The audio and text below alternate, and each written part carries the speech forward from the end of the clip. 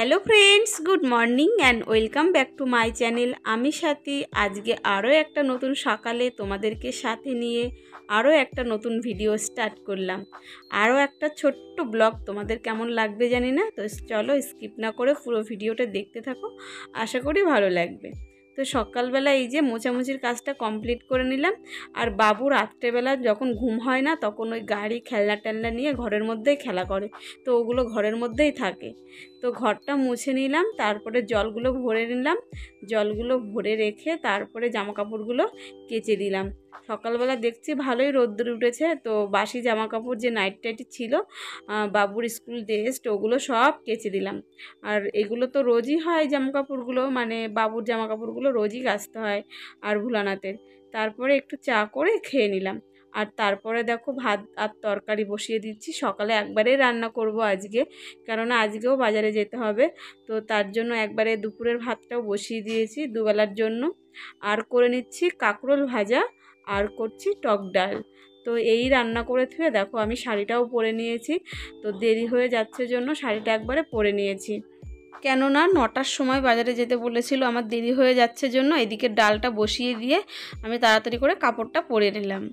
তারপরে ডালটা সম্বাদ দিয়ে দিলাম। আর বাবুকে আজকে নেব না, বাবুকে কদিন ধরে নিয়ে যাচ্ছি না, আমি একাই যাচ্ছি। তো আমি একাই গেলে মানে সাইকেল নিয়ে তাড়াতাড়ি যেতে পারি।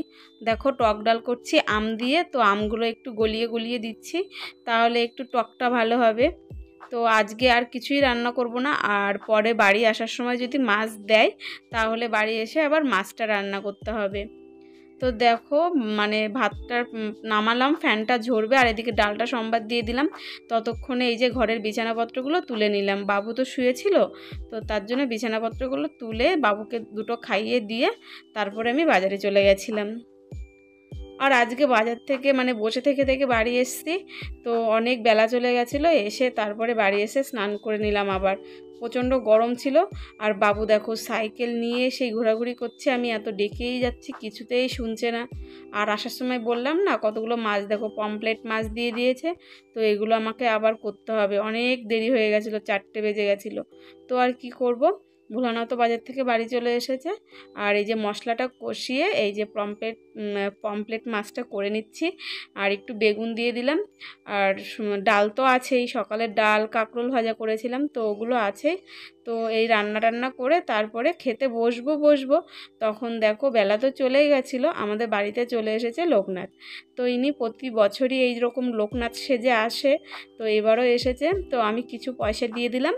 আর বাবু দেখে ভয় পাচ্ছিল, এর জন্য আমি বলছিলাম একটু দাঁড়ান, মানে ও একটু গায়ে ছুঁয়ে দিলে আর কি ভয়টা ভেঙে যাবে, তো তার জন্য আমি একটু দাঁড়াতে বলছিলাম। তো তারপরে আবার রাত্রে রুটি করতে চলে আসলাম।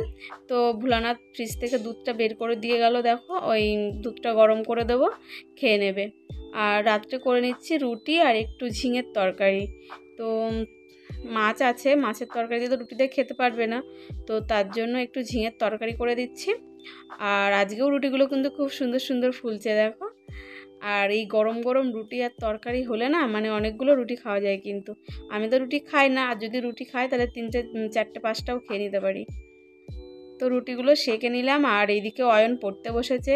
আর সারাদিন যেহেতু বসেছিলাম আমারও ভালো লাগছিল না, একদম ভালো লাগছিল না, মানে মাথাটা ঘোরা কেমন যেন লাগছিল। তো আমিও রুটি করে তাড়াতাড়ি করে, মানে আমি রুটি খাবো না, ভাত আছে, আমি ভাতই খাবো। তো ওদেরকে খেতে দেবো, খেতে দিয়ে তারপরে শুয়ে পড়বো। এ দেখো ঝিঙের তরকারিটা এরকম হালকা ঝোল রাখলাম। তো আজকের মতো এটুকুই। ভিডিও ভালো লাগলে লাইক শেয়ার কমেন্ট করো। দেখা হচ্ছে আবার আগামীকাল অন্য কোনো ভিডিওতে। Thank you my all friends.